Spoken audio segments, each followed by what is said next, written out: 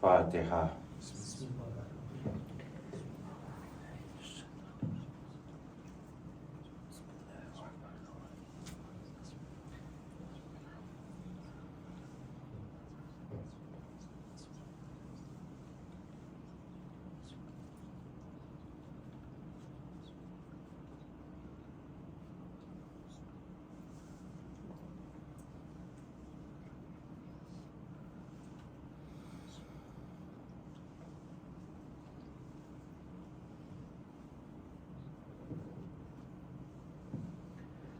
اعوذ باللہ من الشیطان الرجیم، بسم اللہ الرحمن الرحیم، الحمد للہ رب العالمین، والصلاة والسلام علی اشرف الانبیاء والمرسلین وخاتم النبیین مولانا مقتدانا وہادینا وسیدنا ابی القاسم محمد اللهم صل على محمد وآل محمد وعلى أهل بيته الطيبين الطاهرين المعصومين الغر الميامين الذين أذهب الله عنهم الرجس أهل البيت وطهرهم تطهيرا. اللهم صل على محمد وآل محمد. أما بعد فقد قال الله الحكيم في كتابه الكريم وهو أصدق الصادقين وقوله الحق. بسم الله الرحمن الرحيم. يا أيها الناس اعبدوا ربكم الذي خلقكم والذين من قبلكم لعلكم تتقون. صلوات پڑھیں. اللهم صل على محمد وآل محمد. ہماری مجلسوں کا زیادہ تر تعلق غور و فکر سے ہوتا ہے، جو اللہ نے جس کے ذریعے سے ہمیں ساری مخلوقات میں ممتاز اور اعلیٰ بنایا ہے. عقل کی ہی وجہ سے تو ہمیں اعلیٰ قرار دیا ہے، ورنہ تو سمندر میں اتنی بڑی بڑی مچھلیاں ہیں کہ نہ ہم اٹھا سکتے ہیں اور نہ ہم جائزہ لے سکتے ہیں. تو بڑے ہونے کی بنیاد پر فضیلتیں نہیں ملتی، عقل کی روشنی میں قدم اٹھانے کی بنیاد پر فضیلتیں ملتی ہیں. اگر خدا چاہتا تو ہمیں آسمانوں کے برابر اونچائی لمبائی دے دیتا، لیکن اصل طاقت بدن کی طاقت نہیں ہے. پہاڑ اکھاڑنا بڑی بات نہیں ہے، پہاڑ کے سینے میں اللہ نے کیا رکھا ہے عقل کی روشنی میں اسے تلاش کرنا بڑی بات ہے. زمین کے اندر کیا کیا خزانے قدرت نے رکھ دیے اسے تلاش کرنا بڑی بات ہے. پانی کے اندر اللہ نے کیا کیا خزانے رکھے ہیں. انسان کی فطرت میں اللہ نے جستجو تلاش، اور جب جستجو اور تلاش رکھی ہے تو اسی تلاش کی روشنی میں عقل کی روشنی میں تلاش ہو. چونکہ ہر انسان دیکھتا ہے کسی نہ کسی چیز کو، جب وہ بنی ہوئی کسی چیز کو دیکھتا ہے تو بنانے والے کی تہ تک پہنچتا ہے، اور اگر نہ بھی اس تک اس سے ملاقات ہو تو اس کی بنائی ہوئی چیز کو دیکھ کے یقین کر لیتا ہے کہ اس کے بنانے والا بہت علم رکھتا ہے. مثلا جیسے ہم دیکھتے ہیں کون سی وہ برج خلیفہ، جب ہم دیکھتے ہیں تو دیکھنے کے بعد اسے دیکھتے ہی اس کے آرکیٹیکٹ سے تو ہماری ملاقات ہوئی نہیں، نہ ہوگی، اور اس کے انجینئر سے ہمیں نہیں پتا کہاں ہوگا. لیکن اس کے باوجود بھی جب اس کی بنی ہوئی چیزوں کو ہم دیکھتے ہیں کہ بہت ہی پڑھا لکھا ہے، بہت ہی کمال کا ہے، بہت ہی علم رکھتا ہے، کس انداز سے اس نے اپنی ٹیکنالوجی کے ذریعے سے اتنا بڑا ٹاور کھڑا کر دیا برج خلیفہ، جس کا دنیا میں ایک نام ہے، تو بڑا پڑھا لکھا ہے. تو پتہ لگا کہ کسی چیز کے بنی ہوئی چیز سے بننے والے کے علم کا پتہ چلتا ہے. بنی ہوئی چیز سے بننے والے کے علم کا، بنانے والے کے علم کا پتہ لگتا ہے. تو اسی طریقے سے بہرحال یہ اینٹ اور پتھر کو ہی تو جوڑا ہے. انہوں نے اینٹ اور پتھر خود تو پیدا کیے نہیں ہے. کمال ان کے جوڑنے کا نہیں ہے، کمال اس کا ہے جس نے ابتدا میں ان چیزوں کو خلق کیا. کمال تو اس کا ہے نا. اس نے انسان کو عقل دی ہے. عقل سے جتنا بھی انسان کام لے گا اتنا ہی کامیاب ہوتا چلا جائے گا. نہج البلاغہ، صحیفہ سجادیہ، قرآن مجید، ان سے بڑا تو نہ کوئی کتاب ہے اور نہ ان سے بڑا کوئی علم ہے. نہج البلاغہ کے سلسلے میں یہ امام علی کا قول نہیں ہے بلکہ کہنے والوں کا قول ہے. تحت کلام الخالق فوق کلام المخلوق. خالق کے کلام کے بعد اور مخلوق کے ہر کلام سے اول نہج البلاغہ کا کلام ہے. اللہ کے کلام کے بعد سب سے بڑی دولت نہج البلاغہ ہے. اور نہج البلاغہ میں جتنی بات عقل کی گئی ہے، سوچنے کی گئی ہے، اتنی کسی اور قرآن مجید میں بھی جتنی بات عقل سے متعلق کی گئی ہے اتنی بات کسی موضوع پر بھی نہیں کی گئی. چونکہ عقل ہی تو انسان کو مضبوط بناتی ہے. جس کے پاس عقل ہے وہ ساری کائنات پر حکمرانی کرے گا، اور جس کے پاس عقل نہیں ہے وہ بے پناہ دولت اور خزانے رکھنے کے بعد بھی بھوکا اور کنگال دکھائی دے گا. تو اصل خزانہ ہے عقل، اصل خزانہ ہے دولت. جب اصل خزانہ دولت اور صلاحیتیں ہیں تو انسان کو بہت مضبوطی عطا کر دیتی ہے یہ عقل. ذرا سا آپ کسی کام پہ لگا دیجئے، کمپیوٹر کی ایجاد کر دیجئے، ہر آدمی جو ہے آپ کا غلام ہو جائے گا. ہر آدمی آپ کی ٹیکنالوجی کے اندر آپ کے دائرے میں آ جائے گا. مگر کمال اس بات کا ہے کہ عقل کو ساتھ لے کے چلو، غور و فکر. اور چونکہ جب ہماری مجلس غور و فکر کی دعوت دیں گی، امام حسین علیہ السلام بھی تو پورے عرب کو غور و فکر کی ہی تو دعوت دے رہے تھے. وہ یہی تو کہہ رہے تھے سوچو وہ کیسے تمہارا خلیفہ ہو سکتا ہے جس کے یہاں نہ زبان میں طہارت ہے، نہ اعمال میں طہارت ہے، نہ بیان میں طہارت ہے، نہ پیدائش میں طہارت ہے، نہ رہنے میں طہارت ہے، نہ کلام میں سچائی ہے، نہ ہاتھوں میں امانت ہے. اور بولو وہ کیسے نہیں تمہارا خلیفہ ہوگا، وہ کیسے تمہارا امام برحق نہیں ہوگا جو خود پیغمبر اسلام کا نواسا، حضرت علی کا نور نظر، فاطمۃ الزہرا کا سرچشمہ عین، اللہ کی وحی کے مطابق انما یرید اللہ کے اعتبار سے جس کی تطہیر کا، جس کی طہارت کا اعلان ہوا ہے، وہ خلافت کا مستحق ہے یا وہ خلافت کا مستحق ہے کہ نہ جس کا یہ پتا کہ وہ سچ بولتا ہے کہ جھوٹ بولتا ہے.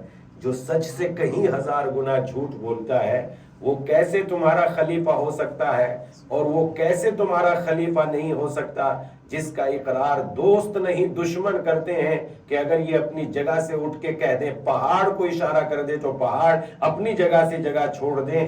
تو ان کی سچائی کا اعتبار اتنا ہے اور اس کے اعتبار زبان کا کوئی اعتبار نہیں ہے، ہاتھوں کا کوئی اعتبار نہیں ہے، عمل کا کوئی اعتبار نہیں ہے.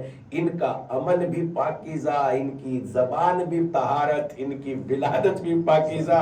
تو اس اعتبار سے ہمیں غور کرنا چاہیے. یہ عقل کی ہی تو بات ہے. کربلا ہمیں یہی تو سکھاتی ہے. یعنی عقل کے اعتبار سے جو قدم اٹھاؤ عقل کے اعتبار سے اٹھاؤ.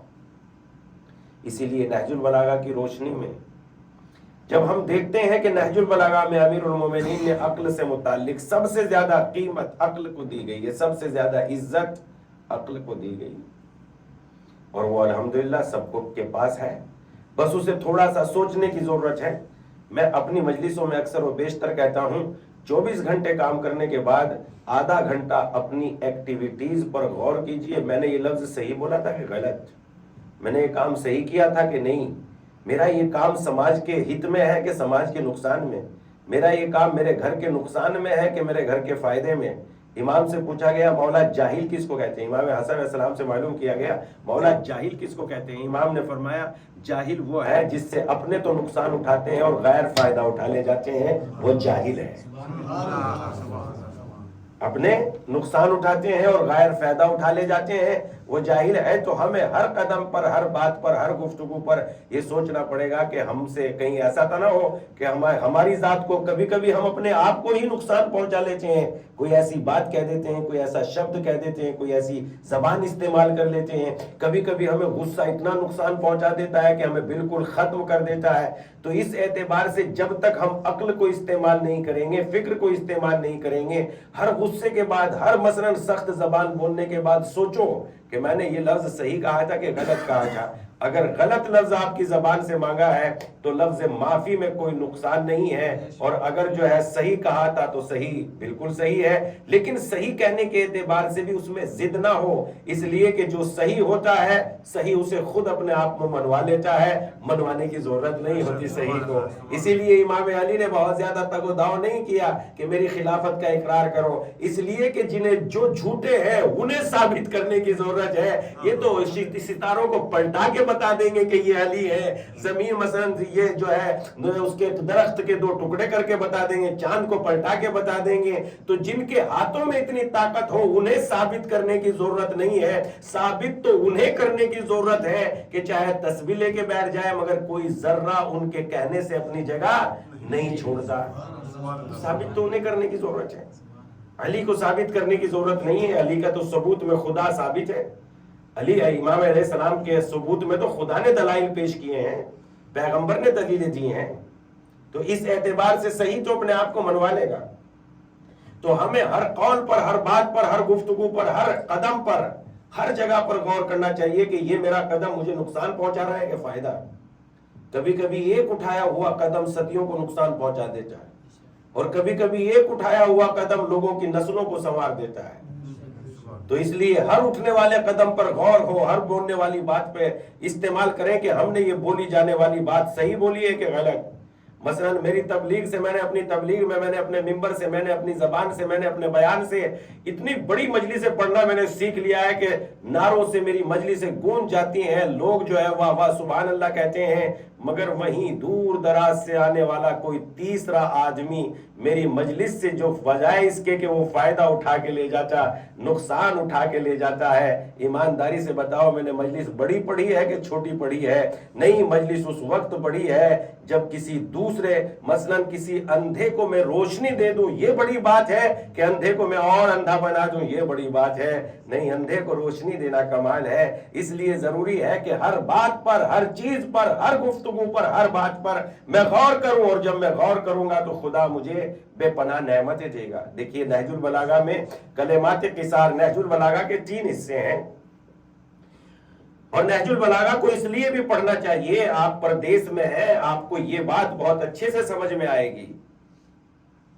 مثلا آپ نے یہاں کی زبان سیکھی، مجھ سے آپ کی دوستی ہو گئی، آپ نے یہ زبان، یہاں کی زبان سیکھ لی، میں تو اتنی جلدی نہیں سیکھ سکتا، اور ٹھیک ہے میں آ گیا تو یہ بات کہہ رہا ہوں، اگر نہیں آتا تو دوستی تو کئی لوگ تو میرے جاننے والے یقینی صورت میں یہاں پہ موجود ہیں۔ تو اس صورت میں جو ہے آپ نے یہاں کی زبان میں مجھے خط لکھا، اور خط لکھا تو مجھے تو کچھ پلے نہیں پڑ رہی تھی، سمجھ میں نہیں آ رہی تھی۔ میں نے کہا یار پتہ نہیں کیا لکھا ہوگا، پریشان ہو گیا، پتہ نہیں میرے دوست نے کیا مانگا ہے، کوئی فرمائش کی ہے، کہیں پریشانی میں تو نہیں ہے، کیا ہو گیا نہیں جانتا، اس میں کیا لکھا پتہ نہیں۔ دوسرے کے پاس گیا، بھائی اس کا کیا مطلب ہے؟ کہا میں بھی نہیں جانتا۔ تیسرے کے پاس گیا، میں بھی نہیں جانتا۔ چوتھے کے پاس گیا، چوتھے نے کہا کہ دیکھیے وہ فلاں بازار ہے، اس میں اس طریقے کے لوگ بیٹھتے ہیں جو آپ کو تھوڑا سا پیسہ لے کے ترجمہ کر کے بتا دیں گے کہ اس میں کیا لکھا ہے۔ ٹھیک ہے، میں اس مارکیٹ میں چلا گیا، اس بازار میں چلا گیا، اس دکان پہ چلا گیا، اس آفس میں چلا گیا۔ اس نے کہا ٹھیک ہے ہم اس کا ترجمہ تو کر دیں گے مولوی صاحب، لیکن اتنا پیسہ لگے گا۔ میں نے کہا بھائی پیسے کی تو کوئی بات یہ ہے نہیں، لیکن مجھے یہ تو پتا چلے کہ میرے دوست نے لکھا کیا ہے، میرے اندر یہ ہوپ پیدا ہو رہی ہے کہ میرے دوست نے کیا لکھا ہے۔ کہا ٹھیک ہے اتنے پیسے، میں نے پیسہ پے کر دیا، مجھے پتا چل گیا۔ تو میں یہی اپنی بات کو روک کے کہنا چاہتا ہوں، ایک دوست کے لیٹر کی اتنی اہمیت ہے میرے دل میں یہ جاننا چاہتا ہوں میرے دوست نے میرے لیے کیا کہا ہے۔ مجھے یہ نہیں پتا ہونا چاہیے میرے مولا نے میرے لیے کیا لکھا ہے، مجھے یہ نہیں پتا ہونا چاہیے میرے مولا نے۔ جو دوست تو دھوکے باز بھی ہو سکتا ہے، جھوٹ تو اپنا لالچ بھی ثابت، اور ہر آدمی اندر سے لالچی ثابت ہوتا ہے، تو اس اعتبار سے دوست کا تو لالچ بھی ہو سکتا ہے، دوست تو جھوٹا بھی ہو سکتا ہے، دوست تو غلط بھی ہو سکتا ہے، لیکن جن کی طہارتوں کا اعلان اللہ نے کیا ہے، جن کی صداقتوں کا اعلان اللہ نے کیا ہے، جن کے علم کا اعلان پیغمبر نے ان لفظوں میں کیا ہے، انا مدینۃ العلم وعلی بابھا، اور علی نے اپنے علم کا اعلان یوں کیا ہے کہ اگر میرے سامنے سے سارے پردے بھی ہٹا دیا جائے जाए तो मेरे इल्म और यकीन में इजाफा नहीं होगा।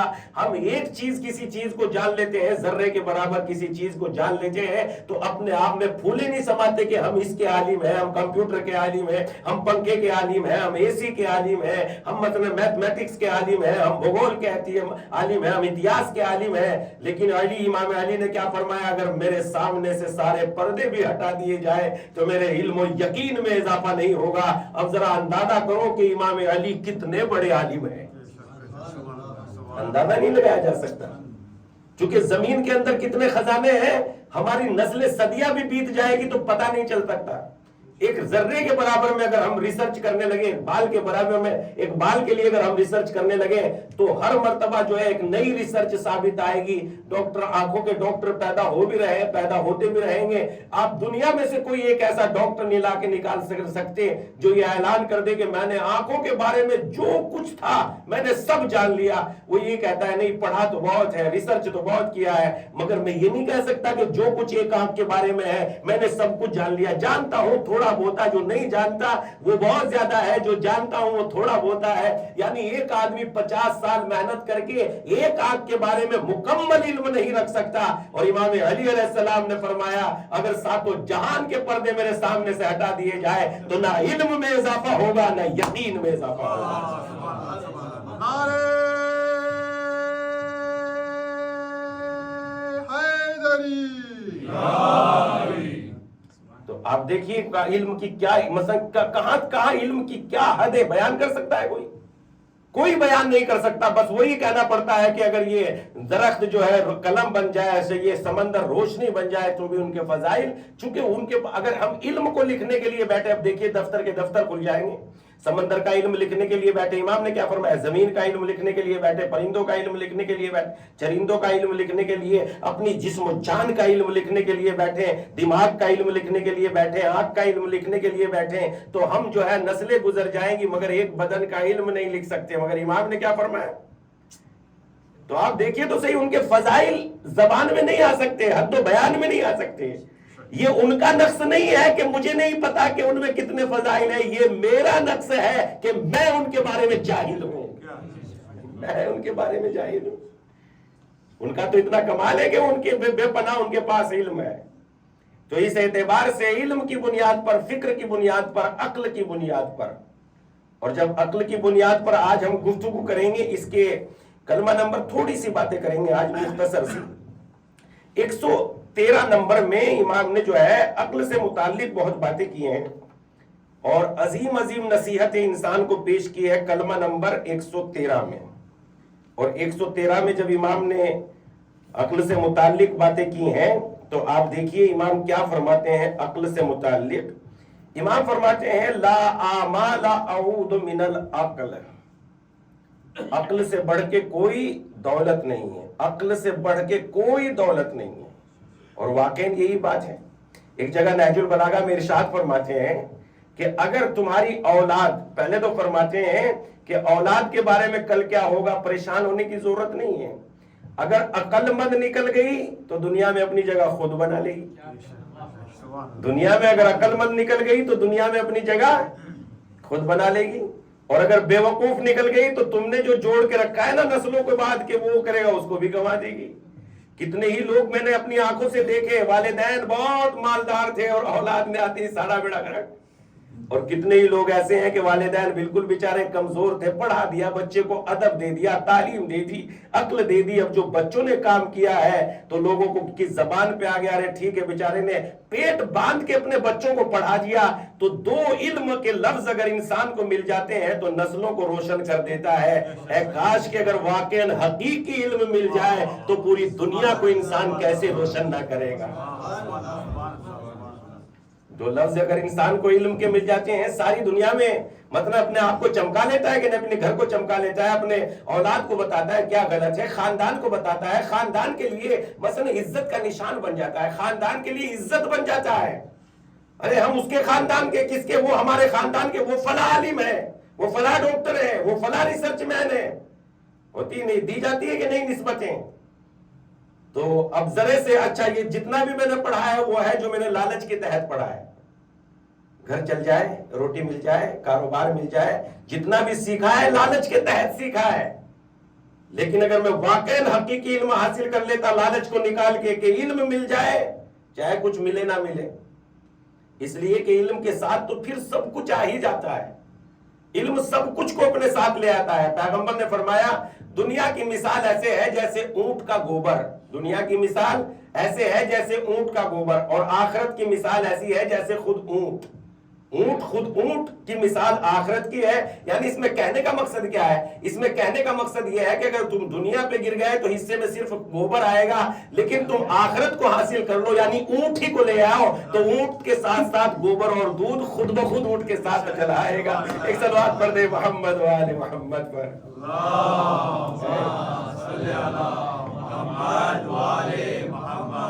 تو اس لیے عقل سے بڑی کوئی دولت نہیں ہے.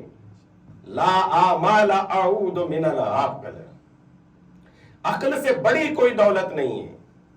اور جب انسان غور کرتا ہے، ابھی سنا دیتا ہوں پھر ایک ایک جملے کی تشریح آپ کی خدمت میں لگاتار دھیرے دھیرے کروں گا. ابھی سب ایک ساتھ سنا دیتا ہوں اس میں کیا فرمایا ہے امام نے، تاکہ ایک بات تو مکمل ہو. لا آمال اعود من العقل، عقل سے بڑی کوئی دولت نہیں ہے. ولا وحدت اوحش من العجب، اور خود پسندی سے وحشتناک کوئی چیز نہیں ہے. یعنی جو انسان کو تنہا کر دیتی ہے وہ خود کو پسند کرنا کہ میں، اس سے بڑی کوئی چیز تنہائی نہیں ہے. خود پسندی سے بڑی کوئی چیز، یہ خود پسندی انسان کو تنہا کر دیتی، اکیلا کر دیتی ہے.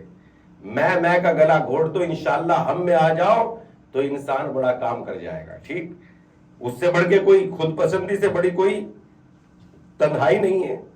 لا عقل کا تدبیر، تدبیر کے جیسی کوئی عقل نہیں ہے. ولا کرم کا تقوی، تقوی کی جیسی کوئی بزرگ شرافت نہیں ہے.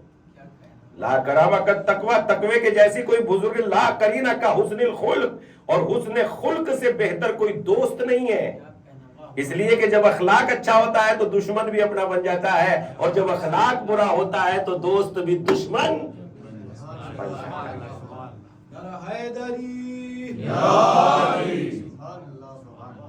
یہ مانگ نہیں کیا ہے، میں سب باتیں ادھر لوانڈا میں یہ ان میں سے کوئی بھی ایک بات نہیں ہے. ایک صلوات پڑھ دے محمد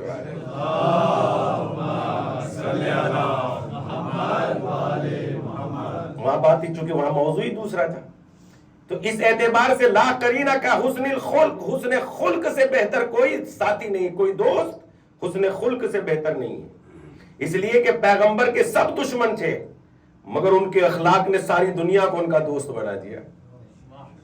پیغمبر کے سب، کوئی ایک تو بتائے جو پیغمبر کا ساتھی تھا سوائے حضرت ابو طالب کے گھرانے کے علاوہ کوئی اور ساتھی نہیں تھا. کوئی ان سے دوستی نہیں رکھتا تھا، کوئی ان سے محبت نہیں رکھتا تھا، مگر ان کے اخلاق نے ساری دنیا کو ان کا دوست بنا دیا. دشمن بھی دوست بن گئے. اخلاق کتنی بڑی دولت ہوتی ہے. دشمن بھی دوست بن گئے.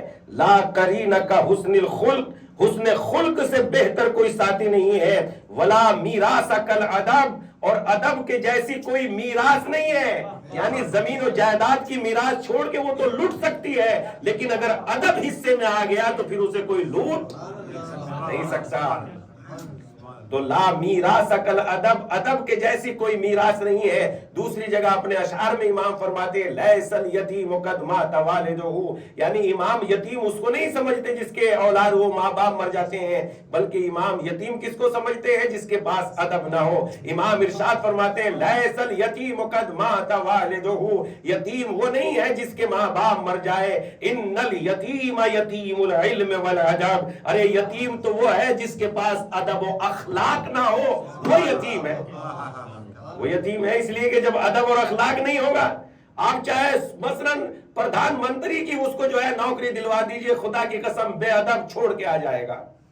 اور با ادب کو ایک چپڑاسی کی نوکری دلوا دیجئے اپنے ادب و اخلاق کے ذریعے، جیسے زینہ ایک پیڑھی سے دوسری پیڑھی، تیسری پیڑھی اور منزل تک پہنچا دیتا ہے، ادب ایسے ہی انسان کو دھیرے دھیرے منزل کمال عطا کرتا ہے، اور بد اخلاقی ایسے ہی دھیرے دھیرے اس کو مثلا نکال دیتی ہے. تو امام نے فرمایا لا میراث کل ادب، ادب سے بڑھ کے کوئی میراث نہیں ہے. میراث ادب، ادب چھوڑ کے جاؤ. پھر فرماتے ہیں لا قائدہ کا توفیق، توفیق سے بڑا کوئی رہبر نہیں ہے. رہبر رہنما، رہنما توفیق سے بڑا کوئی رہبر نہیں ہے. یعنی لا قاعدہ کا توفیق. توفیق کا مطلب کیا ہوتا ہے؟ حالات نیکیوں کے مطابق ہونے کو توفیق کہتے ہیں. مثلا سجدہ کرنا ہے، سر ہی نہیں تو کہاں سے سجدہ کر لیں گے؟ زندگی نہیں تو کہاں سے سجدہ کر لیں گے؟ ہاتھ ہی نہیں ہے تو کہاں سے سجدہ کر لیں گے؟ اچھا اجازت ہی نہیں ہے، پہرا لگا ہوا ہے، کہاں سے سجدہ کر لیں گے؟ ایسے حالات رونما ہو جانا کہ اللہ کا نیکی کرنے کا انسان کو موقع مل جائے، مثلا اس کو توفیق کہتے ہیں. مثلا مثال کے طور پر میں اس جگہ پر مجلس پڑھنا، اگر یہاں کے حالات سازگار نہ ہوتے چاہنے کے بعد بھی نہیں پڑھ سکتا تھا. حالات سازگار ہیں تبھی تو پڑھ رہا ہوں، حالات سازگار ہیں تبھی تو آپ سن رہے ہیں. تو جب حالات سازگار ہوتے ہیں اس کو کہتے ہیں توفیق. لا قاعدہ کا توفیق. حالات سازگار ہوئے، حالات نے حضرت موسیٰ کو آسیہ کی گود میں ڈال دیا، اس کو کہتے ہیں توفیق. لا قاعدہ کا توفیق. توفیق سے بڑا کوئی قائد، کوئی رہبر نہیں. یعنی اس وقت آ کے انسان جو ہے اپنے نیکیوں کو کر گزرتا ہے جب اس کے حالات فراہم ہو جاتے ہیں. مثلا مثال کے طور پر گناہ کیے ہوئے جا رہا تھا انسان اور گناہ کی طرف بالکل بڑھ گیا تھا، ایک بالکل گناہ کے آگے قدم رکھ دیا تھا، خیال آ گیا میں اپنے پروردگار کو کیا جواب دوں گا. بتائیے اس سے بڑا کوئی رہنما ہو سکتا ہے دنیا میں؟ خیال آ کے چھوڑ دیتا ہے نا آدمی گناہ. واقعاً ایسے حالات ہیں، ایسے بہت سارے واقعات ہیں قرآن مجید میں کہ سارے حالات معین تھے، اور اس کے بعد اور پھر اگر آدمی گناہ چھوڑ دیتا ہے تو اللہ کی بارگاہ میں اتنا معتبر ہو جاتا ہے. اوفو. اصحاب کہف کا واقعہ قرآن مجید میں ہے، یاد بھی ہوگا آپ حضرات کو. دقیانوسی نے یہ اعلان کر دیا کہ وہ خدا ہے، بادشاہ دقیانوسی. اس نے جو ہے جگہ جگہ اپنے اسٹیچو بنا دیے اور لوگوں سے کہا، اپنی رعایا سے کہا جو جہاں سے گزرے اور میرا اسٹیچو دیکھے سجدہ کرے اور آگے بڑھے. اس میں 6-7 لوگ ایسے تھے جو بڑے عہدیدار تھے، اس کے وزیر تھے، امورا تھے. ایک تو اس کا داماد تھا ملیخہ، شاید اس کا نام لکھا ہے تاریخ نے ملیخہ. جو ان کا داماد تھا بادشاہ کا، انہوں نے کہا کہ بھائی یہ خدا تھوڑا ہی ہے، خدا تو وہ ہے جس نے زمین و آسمان کو بنایا ہے. انہوں نے کہا ٹھیک. یہ 7-8 آدمی جو ہے نکل کے چل دیے.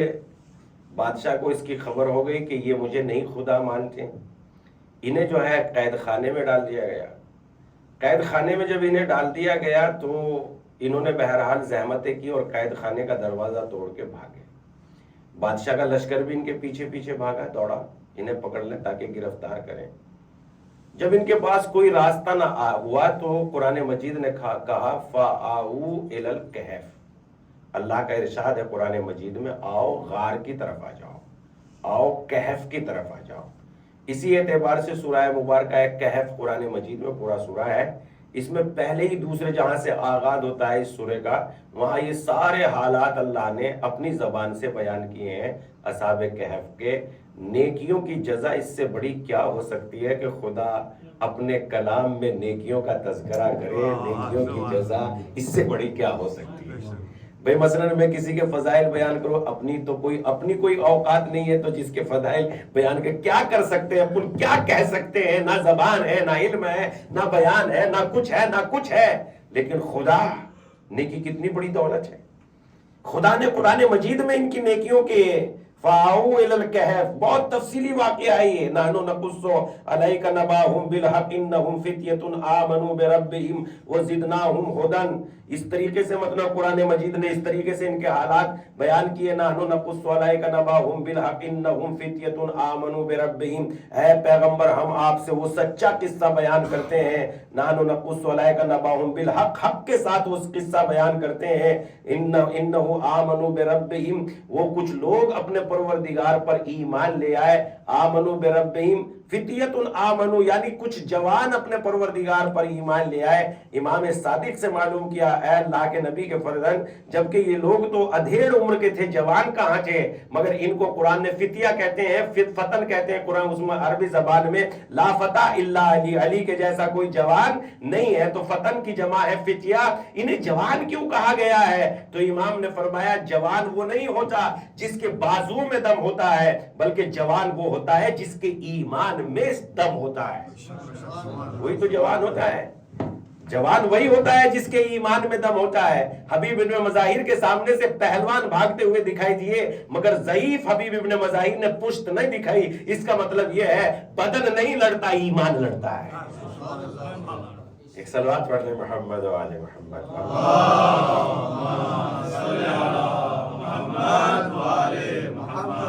तो इसकी सिलसिले में बात ये क्यों आ गई थी? यहाँ पे नेकियों की इतनी दौलत है कि अगर इंसान जो है गुनाहों को छोड़ देता है तो खुदावंद आलम उनके तज़किरों, तो क्या हुआ कि ये जो है फ़आऊ इलल कहफ, कहफ की तरफ आए, निकल के चल दिए। तो अल्लाह ने कहा कहफ की तरफ आ जाओ, गार की तरफ आ जाओ।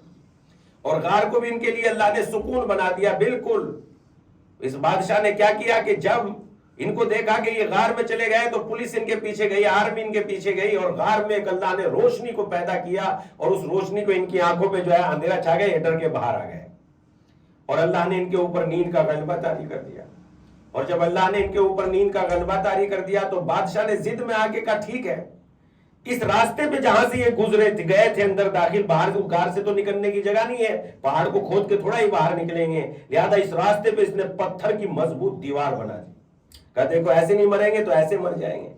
लेकिन जो जिसे इंसान मारना चाहे और खुदा जिंदा रखना चाहे कोई मार सकता है, और जिसे खुदा मारना चाहे उसे कोई जिंदा नहीं रख सकता। लिहाजा इसने पत्थरों की दीवार चुनवा दी, और जब पत्थरों की दीवार चुनवा दी इन पे नींद का गलबा तारी कर दिया। इसके बारे में कुरान मजीद में खुद है कि ये 309 साल के बाद उठे, 309 साल के बाद इनकी आंख खुली। एक ने दूसरे से मालूम किया कितना सोए, कहा एक दिन या इससे कुछ ज्यादा, एक दिन या इससे कुछ ज्यादा। अब इन्हें भूख लगी हुई थी बहुत तेजी के, इनके पास जो पैसे थे 300 साल पुराने ये लेके चले, देखा तो गार पे जो मसला बहुत मजबूत दीवार खड़ी हुई है, ना हथौड़ी है ना कोई इनके पास लकड़ी है, कैसे तोड़ेंगे इतनी मजबूत दीवार को। अब देखिए नेकियां कितना काम करती है।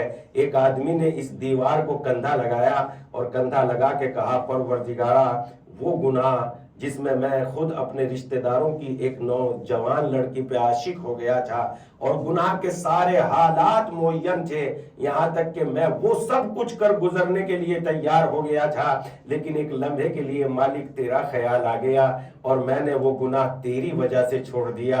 मालिक उस नेकी की बुनियाद पर इस दीवार में रास्ता पैदा कर दे। कुदरत ने उस नेकी की बुनियाद पर, जब एक नेकी की बुनियाद पर दीवार में दर बनता है, तो जब नेकूकारों का मौला आ रहा हो तो काबे में दर कैसे नहीं बनता।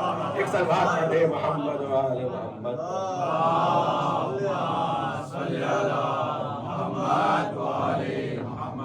आज थोड़ा थका हुआ, बस आज इतना है, शायद आधा घंटा हो भी गया होगा।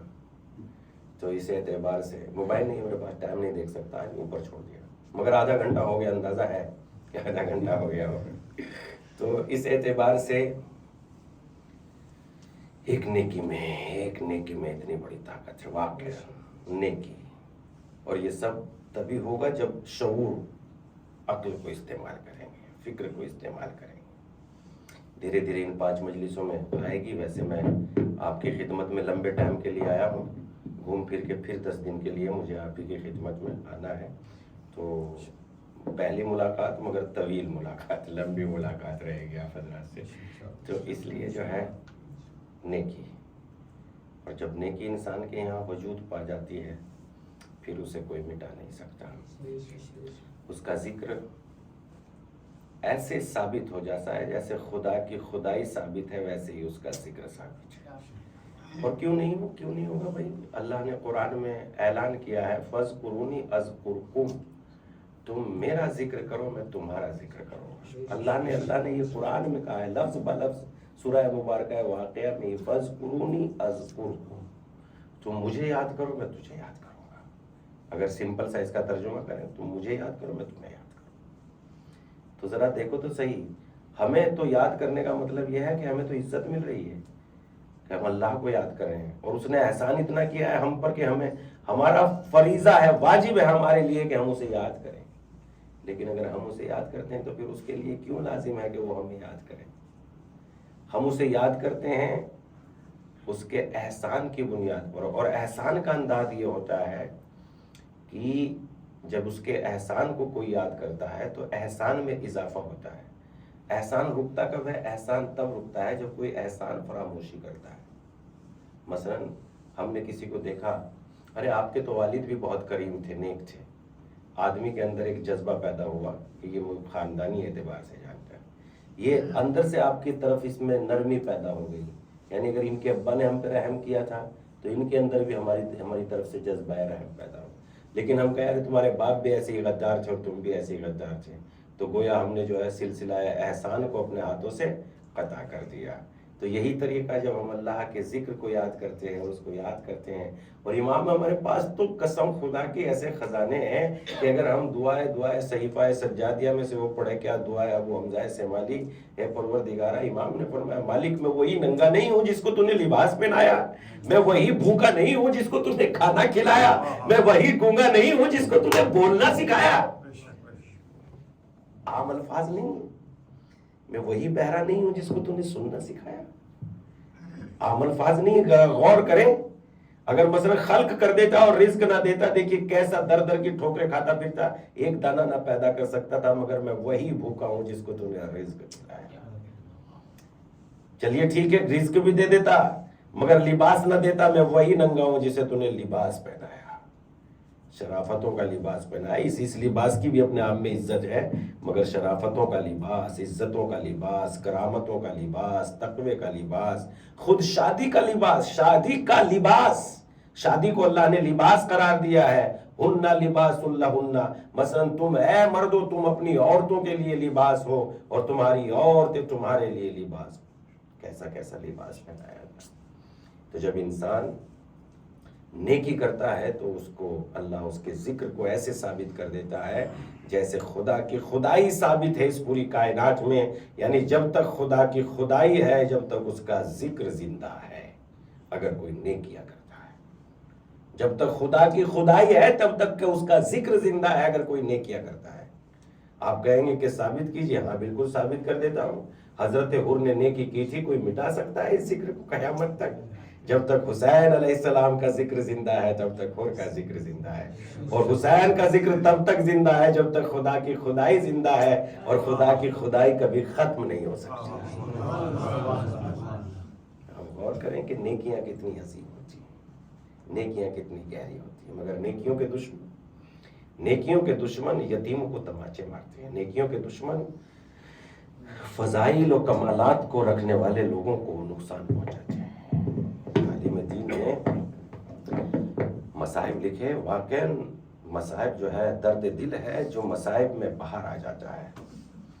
وہ لکھتے ہیں کہ جب ظالموں نے جناب ابو ذر غفاری کو ربضہ کی طرف منتقل کر دیا، ربضہ کی طرف، تو جناب ابو ذر غفاری کے پاس ایک فیملی، چھوٹی سی فیملی تھی، ایک بیٹا، ایک بیٹی، زوجہ، خود، بکری، بس یہی کل اثاثہ تھا حضرت ابو ذر غفاری کا۔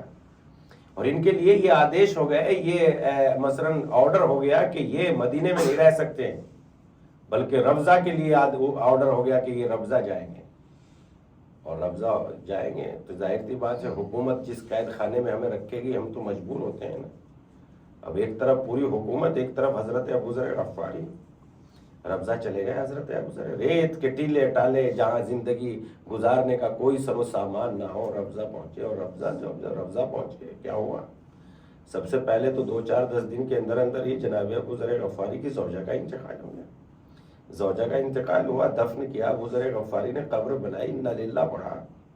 تھوڑے دن گزرے تھے کہ حضرت ابو ذر غفاری کے بیٹے کا انتقال ہوا، جناب ابو ذر غفاری نے بیٹے کا بھی غم اٹھایا، بیٹے کا داغ اٹھایا लेकिन थोड़े ही दिन गुजरे थे, अबू ज़र गफ्फारी भी बीमार होने लगे। बेटी 10 साल की थी, ये कहने लगी बाबा वालिदा का इंतकाल हुआ, आपने दफन कर दिया, कफन दे दिया, भैया का इंतकाल हुआ, आपने कफन दिया, नमाज पढ़ी, मगर मैं तो छोटी सी बच्ची हूँ, अगर आप इस दश्त गुर्बत में इंतकाल कर जाएंगे बाबा मैं कैसे नमाज पढ़ूं, कैसे कफन दूं, कैसे दफन करूं। जनाब अबू ज़र गफ्फारी ने कहा मेरी बेटी घबराओ नहीं, इसलिए कि मेरे हबीब ने मुझे खबर दी है कि मैं दश्ते बला में यानी गुर्बत के घर में मेरा इंतकाल होगा, मगर यहीं से एक सहाबी रसूल का काफिला गुजरेगा, तुम सरे राह खड़ी हो जाना और जाकर कहना मातल गरीब अस्सलात अस्सलात, अरे एक परदेसी का इंतकाल हो गया है, गरीब का इंतकाल हो गया, उस पर नमाज जनाजा पढ़ दीजिए। लिहाजा बेटी बाबा का इंतकाल हुआ, बेटी चली और सरे राह जाके खड़ी हो गई, मर्तबा देखा कि काफिला आया, जोर से कहा अस्सलात अस्सलात मातल गरीब, एक गरीब का इंतकाल हो गया, नमाज पढ़ दीजिए। जनाब मालिक के अस्तर उतरे और कहा बेटी किसका इंतकाल हो गया? कहा साहबी रसूल का इंतकाल हो गया। जनाब अबू ज़र गफ्फारी को मालिक के अस्तर ने कफन दिया, दफन दिया, और दफन और कफन देने के बाद बेटी से कहने लगे, बेटी के सर पे हाथ रख के, ऐ मेरी बेटी आज से तू मेरी बेटी है, लिहाजा मैं तेरे बाप की जिम्मेदारी अदा करूंगा। ऐ मालिक के अस्तर, आपने जनाब अबू ज़र गफ्फारी की बेटी पर सर पे हाथ रख दिया, ऐ अबू ज़र गफ्फारी की बेटी आपको किसी ने तमाचे तो नहीं मारे? आए करबला के मैदान में, अरे हुसैन की यतीमा सकीना पानी मांगती तो तमाचे मारते थे, अरे जालिम नन्हे नन्हे बच्चों को बेकजावा ऊंटों पे बिठाते थे। कितने मसाइब है अहले बैत पर जो गुजर गए। अला लानतुल्लाहि अला कौमिल ज़ालिमीन व सयअलमुल लज़ीना ज़लमू अय्यामुन क़लीलुन यनक़लिबून। परवरदिगार तुझे वास्ता मोहम्मद व आले मोहम्मद का हमारी मुख्तसर सी इबादत को कबूल फरमा। परवरदिगारा हमें सोचने समझने की तौफीक इनायत फरमा। परवरदिगारा तुझे वास्ता मोहम्मद व आले मोहम्मद का हमें नेकियों को समझने और उनका इल्म अता फरमा। परवरदिगारा कहीं ऐसा ना हो कि हमें नेकियां समझने का ही इल्म ना हो, इस जहालत से हमें दूर फरमा। परवरदिगारा तुझे वास्ता मोहम्मद व आले मोहम्मद का बेरोजगारों को रोजगार अता फरमा। परवरदिगारा सब की जहाँ जहाँ इंसान दुनिया में आबाद हैं, जान की माल की इज्जत की आबरू की हिफाजत फरमा। परवरदिगारा जो हिदायत याफ्ता है उनकी हिदायत में इजाफा फरमा, और परवरदिगारा जो गुमराह है उनकी हिदायत के असबाब इनायत फरमा। परवरदिगारा तुझे वास्ता मोहम्मद वाले मोहम्मद का बे औलादों को औलाद अता फरमा, बेघरों को घर अता फरमा, बेरोजगारों को रोजगार अता फरमा। गरीब फकीर जो परेशान मुश्किलात में घिरे हुए हैं, कैद खानों में हैं, परवरदिगारा उन्हें निजात इनायत फरमा। परवरदिगारा आका के ज़हूर में ताजील फरमा, हमें उनके आवान व अंसार में शुमार फरमा। रब्बना तक़ब्बल मिन्ना इन्नका अंतस समीउल अलीम।